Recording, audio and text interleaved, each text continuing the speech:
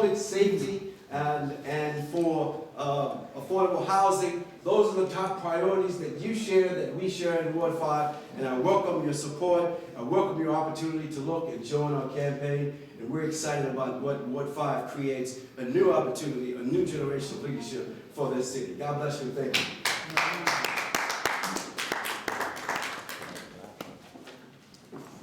Buenos días, mis hermanas y hermanos. Buenos días. Permítame presentarle, me llamo Kathy. All right. I'm so happy to be here. I'm a proven leader citizens can trust. This is my old neighborhood. I lived over here for about 17 years before moving to Ward 5. I've been in the district over 30 years. And one of the reasons why we know that there are 54,000 Latino citizens or residents in the District of Columbia is because of some of the work that I've done with the U.S. Census Bureau. And I can tell you this, that I'm going to leave you with my card, which has numerous awards from everybody, including the 5th District, the Police Chief, the U.S. Attorney's Office. I've been featured in People Magazine, Essence Magazine, but it doesn't include a very important part of my career that I'm very proud of. And that's my work with the Census Bureau. The Census Bureau has given me numerous awards because of my ability to engender trust, and particularly with the Latino community. When they get cases and those doors slam because our Latino brothers and sisters are afraid to answer questions about the census, they send Kathy Henderson. And I was always able to get that interview. Not because my Spanish is great. Mi español es así. But I tell you what, I know enough Spanish to be able to communicate effectively with my neighbors. And I got that interview, I got that information, and I gained their trust. And as a result, they are counted. And our city is stronger because we know that there's a segment that has been underserved. I'm an advocate.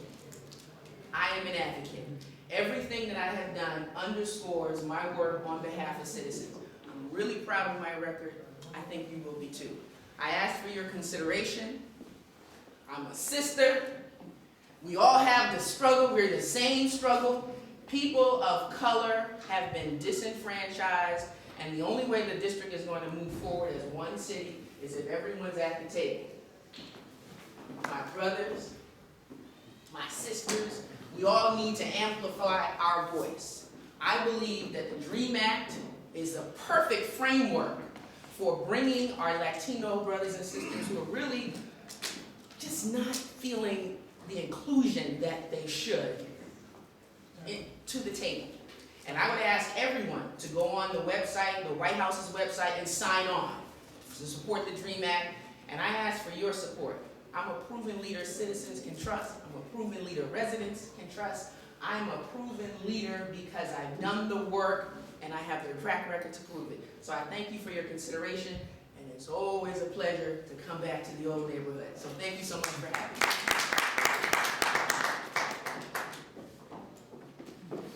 Buenos dias. Buenos dias. As a daughter of an African-American woman and a Puerto Rican father, I'm proud to be here. I have 2 daughters. They're 2 and 4. They attend bilingual school, wards 1 and 4. My 4-year-old reads on the 2nd grade level.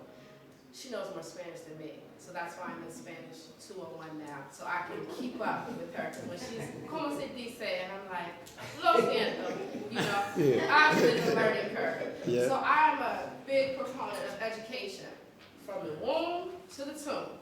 And in DC, it's appalling that we don't have a middle school in Ward 5. Don't pacify me with the promises of 1 middle school for an entire ward. Certainly we can do better. When you look at the fact that DC public schools does not even require the SATs, how do you think our scholars are going to get into college? These are the things colleges look at. When you look at affordable housing, it's unacceptable that we are not implementing mixed use, meaning a certain percentage of those units would go for Section 8, which the government pays market value for those vouchers, okay? The rest of them would be according to your income. This is a model that I have worked on in Montgomery County, Prince George's County. I've worked on Capitol Hill recently. When you're sitting there and you're hearing testimony from migrant workers from all across this country who are saying, we're under attack. People are trying to take our jobs. They did a study where they said, well, if you want our jobs, come take them. You know how many people it's like to be discriminated against based off appearance, to feel like you don't have the corrective resources in your neighborhood based on how you look and how you speak. I've worked with Fiesta DC, a 501c3 nonprofit in DC. They work to help leverage the Hispanic vote and the voice in the community. When you look at the purchasing power of the Hispanic community, we are not to be ignored. The Census Bureau, I was just there the other day. In fact, I heard a presentation from the DC Fiscal Policy Institute looking at some of the challenges that we're facing in our budget. And one of the things that I want people to know, 30% of our budget last year was cut for DHS services. Who do you think DHS primarily affects? Our communities, whether you're black, brown, or white. So we're gonna step up, we're gonna make people expect more. When you look at the Department of Employment Services, it's unacceptable. Thank you. So I certainly hope that you give me an opportunity. Go to my website, www.amanda4ward5.com. Thank you.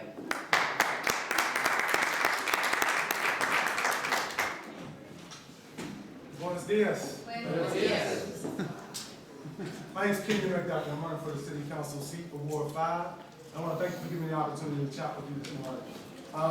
I am a third-generation Washingtonian native of Ward 5. I graduated from Wilson High School. I didn't go to college right away. I worked. I sold ice cream at the zoo. I carried mail for the Postal Service before I was able to save up and go back to college. I went to UDC, did really well there, transferred over, and graduated from Howard University. I learned my politics from people like Eleanor Holmes North, where I worked after I graduated from Howard. And if you know anything about Congressman North, you know she's a stalwart from the Hill, and she fights hard for everybody, not just some people. I also learned my politics from people like Tom Perez. I was his research assistant at my law school, University of Maryland. And he told me about the things that make it important for everybody to have a voice in the political process. You know, I'm going to tell you a little bit about what I think distinguishes me from the folks who are sitting up here. And these folks, you know, have done some laudable things in their past. It's not a shot at what's in their heart, what's in their mind. But while they talk about the things they want to be able to do, I can point to specifics that I've already done. When I was at the Civil Rights Division, U.S. Department of Justice, I traveled the country enforcing civil rights law.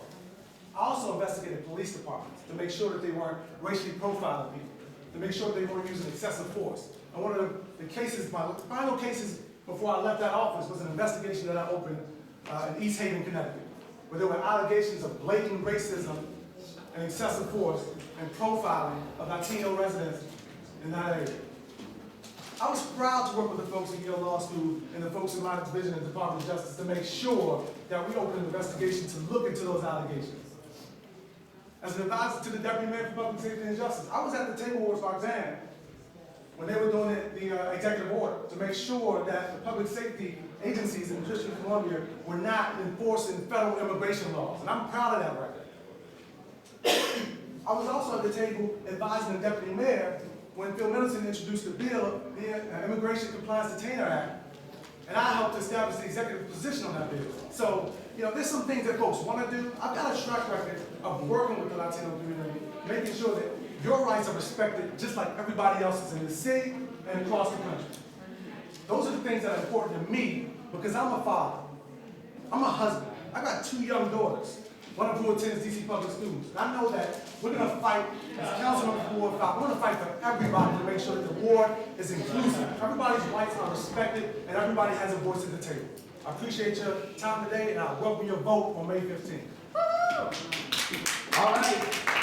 Thank you. Thank you very much. This is the series completed for the special election. Thank you so much for coming out. How about a hand for the Ward 5? It's been an awesome group of people here. They're well-known, they're capable people, so put your votes out there for them. And again, okay, the next group that's coming up is Ward 7. The Ward 7 Grace.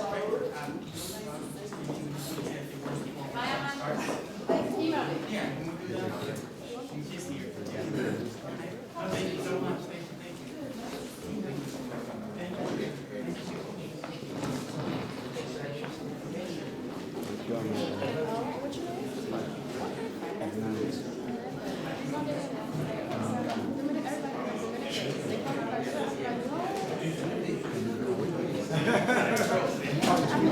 Okay, for those, ladies and gentlemen, we had a award for quorum, and council member Bowser could not be here because she had a previous engagement, but she sent a letter that she would be here. And at this time, ladies and gentlemen, I would like to acknowledge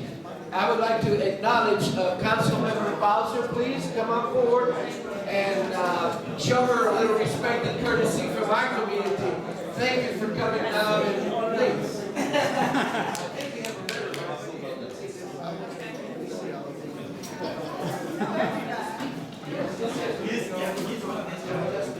I think this is fine.